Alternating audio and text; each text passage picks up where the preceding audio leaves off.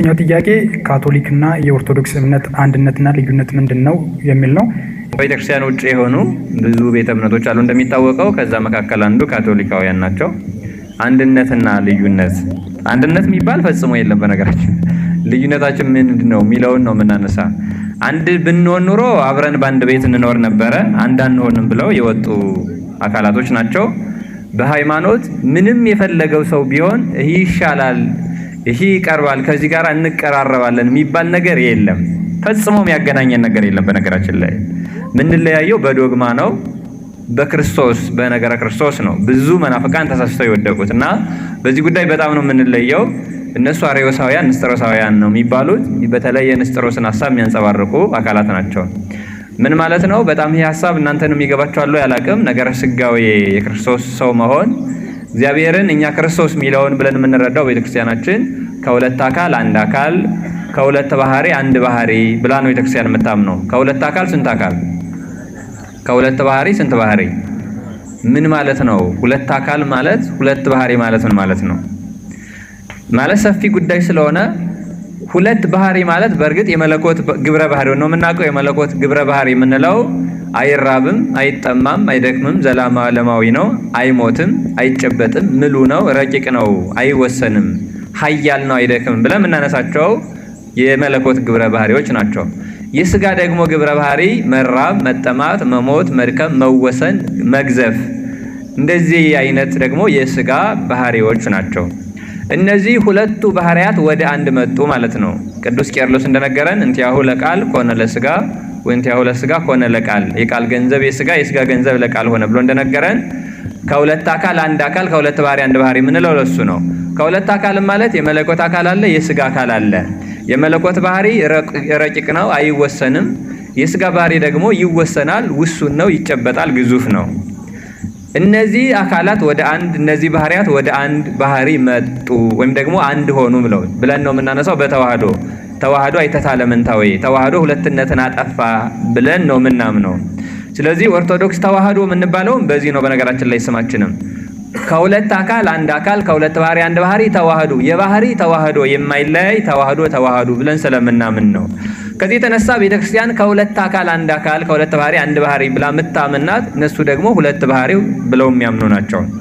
ግን የኛ ሐሳብ ራሱ ገብቷቸዋል። ሁለት አካል ሁለት ባህሪ ማለት ቤተክርስቲያን ኢየሱስ ክርስቶስን ምን እንደምትለው ገብቷቸዋል?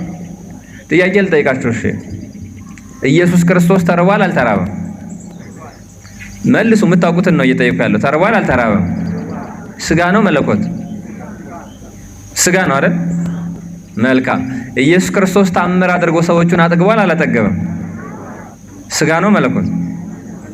ጎበዞች። እሺ እንቀጥል። ወደ ቃና ዘገሊላ ሰርግ ቤት ተጠርቶ ሄዷል አልሄደም? ስጋ ነው መለኮት? መለኮት አይጠራም አይደል? እሺ ውሃውን ወደ ወይን ቀይሯል። ስጋ ነው መለኮት? ይገርማል። ስለዚህ እናንተ በዚህ ሐሳብ ተስማማላችሁ ማለት ነው። አሁን ይህ በጣም አደገኛ ክደት ነው። በነገራችን ላይ አሁን እየነገርኳችሁ እያልኋችሁ ያለው ነገር በጣም የንስጥሮስ አሁን ካቶሊካውያን የምንላቸው እንደዚህ ብለው የሚያምኑ ሰዎች ናቸው። መለኮት ይገብር ግብረ መለኮት፣ መለኮት የመለኮትን ስራ ይሰራል፣ ስጋ ደግሞ የስጋን ስራ ይሰራል ብለው የሚያምኑ ሰዎች ናቸው። ሲደክም ሲራብ ሲጠማ አሁን ስጋ ነው፣ ታምር ሲያደርግ ደግሞ ድንቅ ነገርን ሲያደርግ አሁን መለኮት ነው ብለው የሚያምኑ ናቸው። ይህ በጣም አደጋ ክደት ነው። በነገራችን ላይ ቅዱስ ኢሬኔዎስ በሃይማኖተ አበው ወሶበሪኮ ለዝንቱ ወልደ የንዘይርህ ወይ ጸም ይታልይከ ለስጋ ለባይቲቱ፣ ይህ ልጅን ሲራብ ሲጠማ ሲደክም ብታየው ስጋ ብቻ ነው ብለህ አታስብ። ወሶበሪኮ ለዝንቱ ወልደ የንዘይ ገበር ታምረ ወመንከረ ይታልይከ ለመለኮት ለባይቲቱ፣ ይህ ልጅን ደግሞ ድንቅ ሲያደርግ ታምር ሲያደርግ ሙት ሲያስነሳ ብትመለከተው ደግሞ መለኮት ነው አትበል ብሎ ይናገራል። ምን ማለት ነው?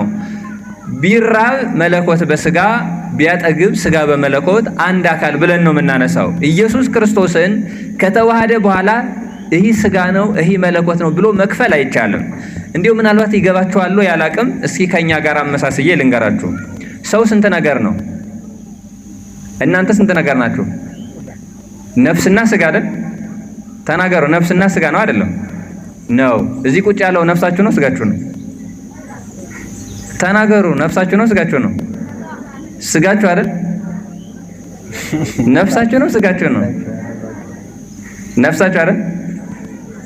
ተናገሩ። ነፍሳችሁ ነው ስጋችሁ ነው? እዚህ ቁጭ ያለ ስጋችሁ ነው አይደል? ይኸውላችሁ አያችሁ፣ ይህን ራሱ በጣም ከባድ ነው። ነገራችን ላይ ስጋችን ብቻ ነው እንዳንል ስጋ አስከሬን ነው፣ ለመቃብር ነው የመጣ ነው ማለት ነው አይደል? ነፍስ ብቻ ነው እንዳንል አሁንም ሌላ ጉዳይ ነው። ስለዚህ አሁን እዚህ የተቀመጣችሁ እናንተ ስጋችሁ ነው ነፍሳችሁ ነው ለይታችሁ ንገሩኝ እያልኳችሁ ነው። ሁለቱም አይደል? እሺ ነፍስና ስጋ እዚህ ተቀምጠዋል ነው የምንለው? ገሌ እዚህ ተቀምጠዋል ነው የምንለው? እሺ አሁን መምህር ምስጢሩ ይታያችኋል አይደል? ነፍስና ስጋ ነው ብለን የምንነግራቸው ወይስ መምህር ምስጢሩ ነው የምንላቸው? መምህር ምስጢሩ የምንል ነፍስን ነው ስጋን ነው? ሁለቱን አይደል? መለየት ይቻላል? መምህር ምስጢሩ የመምህር ምስጢሩ ነፍስ ልታስተምረን ይባላል? አይለያይም አይደል? እሺ ልጠይቃችሁ አሁንም ምናልባት ይሄ በጣም ስለሚቀርብ ነው ያነሳሁት። ትታመማላችሁ አይደል? ምን ጥያቄ አለው? በተለይ በዚህ ዘመን አይታመም ሰው የለም። እሺ ምን ለማለት ፈልጌ መሰላችሁ? የሚታመመው ስጋ ነው ነፍስ ነው? ስጋ ነው ነፍስ ነው? አስተውላችሁ መልሱ። ስጋ ነው ነፍስ ነው የሚታመመው? ስጋ ነው አይደል? እሺ አስከሬን ቢደበደብ ይታመማል? ይታመማል? እሺ የታመመው ስጋችሁ ነው ነፍሳችሁ ነው? መልሱ። ነፍሳችሁ ነው ስጋችሁ ነው የታመመው? ሁለቱም አይደል? እሺ ስለዚህ አይገነጠልም እያልኳችሁ ነው። የተራበው ነፍስ ነው ስጋ ነው አይደለም። አቶ ገሌ ታመመ ነው የሚባለው አይደል? እንደዛ ነው። አይገነጠልም ነው። እሺ እግራችሁን እንቅፋት መቷችሁ ትደማላችሁ። ገጥሟችሁ ያውቃል? እሺ ነፍስ ነው ስጋ ነው የደማው? ነፍስ ነው ስጋ ነው የደማው? እሺ አስከሬንን ቢቆርጡት ደም ይወጣዋል? ነፍስ ነው ስጋ ነው የደማው? እሺ ነፍስ ደም አለው? በቃ ይሄንም አታውቁም። በጣም ደስ ይላል። በጣም አደጋ ነው በነገራችን ላይ ይሄ እንደዚህ አይነት ቅዱስ ጳውሎስ ሀሌበ ወመሐረ ወጋይክሙ ማርና ወተት ጋቷችሁ ዳቦ መጎርደም ጥሬ መቆርጠም ስለማትችሉ ብሎ ይናገራል። ለዛ ነው እንጂ እንደዚህ አይነት ሃይማኖታችሁ ምንድነው ቢባል ኦርቶዶክስ ተዋህዶ እንላለን። ተዋህዶ ምንድነው ቢባል ግን አሁን እንደምትሉት እያዘበራረቃችሁ ነው የምትናገሩት። እና ይሄ በጣም አደጋ ነው በነገራችን ላይ። አሁን ሰውነታችን ቢደማ ነፍስ ነው ይህ ስጋ ነው አይባልም። አየ ሁለቱም ሲዋሃር ነው። ነፍስ ብቻ አትደማም፣ ስጋ ብቻም አይደማም። ሁለቱ ሲዋሃዱ የሚሆን ነገር ነው። ስለዚህ አሁን እየተናገርኩ ያለሁት ነፍሴ ነው ስጋዬ ነው? ነፍስና ስጋ ተዋህደው አይደል? በቃ መምህር ለዓለም እየተናገረን ነው እንጂ ስጋው ነፍሱ አይባልም። ስለዚህ ክርስቶስ ተራበ ሲባል መለኮት ነው ስጋው ነው ማለት ይቻላል? ይቻላል አይቻልም? አይቻልም። ስግው ቃል ክርስቶስ ተራበ ነው የምንለው። እንዴት መለኮት ይራባል ወይ? የስጋ ገንዘቡ ሆኗል። ከዛ መለኮት ስጋ ደግሞ ድንቅ ያደርጋል። እንዴት? የመለኮት ገንዘቡ ሆኗል። ሁለት ግን አይደለም አንድ ነው። እንደ ነፍስና እንደ ስጋ ነው። እየሰማችሁ ነው? ገብታችሁ አላሳቡ ግን? እሺ አሁን ኦርቶዶክስ ተዋህዶ ማለት ነው አልኳችሁ።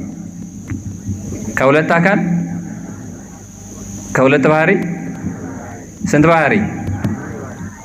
እሺ የምን አካልና የምን ባህሪ አልኳችሁ? የስጋና የስጋ አካል ምንድነው ማለት? ከመለኮት አካል በምን ይለያል? መልካም። ባጭሩ የስጋ አካል ግዙፍ ነው፣ የመለኮት አካል ረቂቅ ነው። አሁን እነዚህ ሲዋሃዱ ስጋ ረቂቅነት ገንዘቡ ሆነ፣ መለኮት ደግሞ ግዙፍነት ገንዘቡ ሆነ። ግን በተአቅቦ ነው። ይሄ ጠጠር ያለ ትምህርት ነው በነገራችን ላይ። ነገር ግን የምንለያየው እዚህ ጋር ነው። በነገራችን ላይ ብዙ ካቶሊካውያን የወጡት ከዚህ ነው፣ ከነገረ ስጋዌ ነው። እነ ማርቲን ሉተር የወጡት ከነገረ ስጋዌ ነው። በዚህ ምክንያት ነው። ይሄ በጣም በጥንቃቄ መረዳት የሚጠበቅብን ነው። እግዚአብሔር ይመስገን ኦርቶዶክሳዊ ቤተክርስቲያን ግን በዚህ ጉዳይ ሰፊ ያስተማሩ እነ ቅዱስ ቄርሎስን የመሰሉ አይናማ ሊቃውንት ሃይማኖተ አበው የሚባል ትልቅ መጽሐፍ አለ በነገራችን ላይ። በዚህ ጉዳይ አብዛኛው የተጻፈ ነው እና የሃይማኖተ አበው ርዕሱ ቀዳሚው ቃል ነው። ወውቱ ቃል ስጋ ሆነ የምትለዋ ናት እና የክርስቶስን ስጋዊ በተመለከተ ብዙ የደረሱ ሊቃውንት አሉ። ቤተክርስቲያን አስፍታ ታስተምራለች እና ልክ እኔ የራበኝ ስጋዬን ነው ነፍሴን ነው እንደማንል፣ አሁን የተጠማው ነፍስ ነው ስጋ ነው እንደማንል ሁሉ አሁን የተራበው ስጋ ነው፣ አሁን የተጠማው መለኮት ነው ማለት የሞተው ስጋ ነው በህይወት ያለው እንደዚህ አይባልም። እየሰማችሁ ነው? ጥያቄ እስካሁንም ልጠይቃችሁ ከዛው ሳንወጣ። አንድ ሰው ኃጢአት ይሰራል አይደል? ተዋችሁ እንደ እናንተ ኃጢአት መስራት ትታችኋል አሉ አይደል? እሺ ለምሳሌ አንድ ሰው ዝሙት ሰራ። እንዲገባን ነው የማነሳው። ነፍስ ነው ስጋ ነው ዝሙት የሰራው? መልሱ። ነፍስ ነው ስጋ ነው? ነፍስ ነው ስጋ ነው? ነፍስ ነው ስጋ ነው? ሁለቱም አይደል? ስጋ ብቻ ቢሆን ነፍስ ስጋ በሰራው ለምን ትኮነናለች? አይደል እንዴ?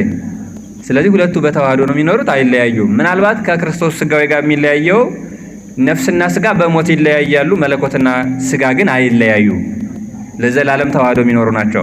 እና ቤተክርስቲያናችን ከሁለት አካል አንድ አካል ከሁለት ባህሪ አንድ ባህሪ ሆነ ብላ ነው የምታምነው። አሁን መለኮት አሁን ስጋ አሁን እንደዚህ አትልም ቤተክርስቲያን። ክርስቶስ ነው ብላ የምትጠራው። ልክ አሁን ስጋ አሁን ነፍስ ነው የተናገረው እንደማንል እገሌ የተናገረ እንደምንል ማን ተራበ? ክርስቶስ። ማን ተጠማ? ስግው ቃል ክርስቶስ ብለን ነው የምንጠራው። ማን ታምር አደረገ? ስግው ቃል ክርስቶስ ብለን ነው የምንመሰክረው እንጂ አሁን የስጋ ስራ ነው የመለኮት ስራ ነው ብላ ቤተክርስቲያን አትለያይም። አሁን የተጠየቁት አካላት ግን ሲራብ ስጋ ነው የተራበ፣ ሲታምር ሲያደርግ ደግሞ መለኮት ነው ብለው ገንጥለው የሚያዩ ናቸው። ሁለት ባህሪ የሚሉ ናቸው። ስለዚህ ልዩነት አለው የለውም? ያውም ዶግማ ነው። ይሄ በጣም ሰፊ ልዩነት ነው። በነገረ ስላሴ ላይ ወርደር ያስቀምጣሉ፣ ቅደም ተከተል ለስላሴ ሰፊ ልዩነት አለ። ስለዚህ ልዩነታችን በጣም ሰፊ ነው። አንዱን አሳያችሁ። ነገር ግን ማናቸውም መናፍቅ አንድ ነን ቢላችሁ አንድ አይደላችሁ። አንድ ከሆኑ እሺ ለምን ኦርቶዶክስ አልሆኑም? እየሰማችሁ ነው? ስለዚህ አንድ የሚባል ነገር የለም። ከቤተክርስቲያን ከወጡ ወጥተዋል። በቃ እነሱ ከኛ ጋር አንድ የሚሆኑበት ምንም ነገር የላቸውም። ስለዚህ አንድ የሚባል ነገር የለም። መጣው ክርስትና እነሱ ከሆነ ክርስቲያን ሊሆኑ ከሆነ አምነው ተረድተው ከሆነ ስህተታችን ነው ገብቶናል ብለው ከሆነ መልካም። ከዛ ውጭ ግን ቤተክርስቲያን ውስጥ ማህበራዊ ኑሮና ቤተክርስቲያን የተለያዩ ነገሮች ናቸው። በዛ ልክ ጥንቃቄ ማድረግ ነው። እናንተም ኑ አንድ ነን ምናምን ብትባሉ አንድ የሚባል ነገር የለም እና በዚህ ልክ ተረዱ። አንድነት የለንም፣ ሰፊ ልዩነት ነው ያለን። እንዲያውም ዶግማ በነገረ ስጋዌ በነገረ ክርስቶስ ሰፊ ልዩነት ያለን ሁለት የተለያዩ አካላት ናቸው። እንዲያውም አንድ ሆንን ካሉ እዛው ወደ ፕሮቴስታንቱ ቢጠጉ ነው የሚሻለው። ማርቲን ሉተር ነው ከዛ የወጣው እንጂ ከኛ ጋር በጣም አንገናኝም። ቅድም ያልኳችሁን አይነት ልዩነት አለን። እንግዲህ ምላችሁ ገብታችኋል አልገብታችሁም አላውቅም፣ ግን ልዩነት አለን። ገብታችኋል አይደለም? አንድ ነን የሚባል ነገር አለ። የክህደት ትንሽ አለው እንዴ? አለው እንዴ? የለውም። ስለዚህ በዛ ልክ ነው ክርስቶስን ዝቅ የሚያደርጉ ወደ ፍጡርነት የሚያወርዱ ሎቱ ስብሐት ወደ ሁለት አካል የሚከፍሉ አንዱን ክርስቶስ ከሁለት የሚከፍሉ ናቸው። ቤተክርስቲያን ግን ሁለት ብላ አታምንም። ከሁለት አካል አንድ አካል ከሁለት ባህሪ አንድ ባህሪ ሆነ ክርስቶስ በተዋህዶ ከበረ ብላ የምታምን ቤተክርስቲያን ስለሆነች ተዋህዶ የምንባለው ለዛ ነው። ስለዚህ ኦርቶዶክስ ቤተክርስቲያንን በምንም ሊመስሏት አይችሉም። የተለያየነን የሚለውን ብንይዝ መልካም ነው።